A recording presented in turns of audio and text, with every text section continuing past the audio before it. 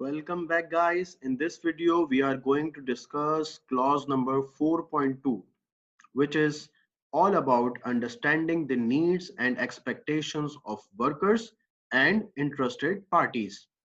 Basically the most commonly used word is stakeholders, which defines both workers and interested parties, but ISO prefers using the term interested party.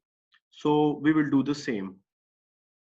As we have discussed earlier, interested party means anyone that can positively or negatively impact achievement of occupational health and safety objectives.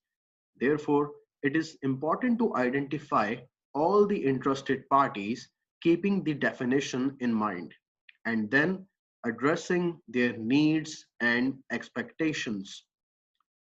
It is important to remember here that some needs and expectations are mandatory by law,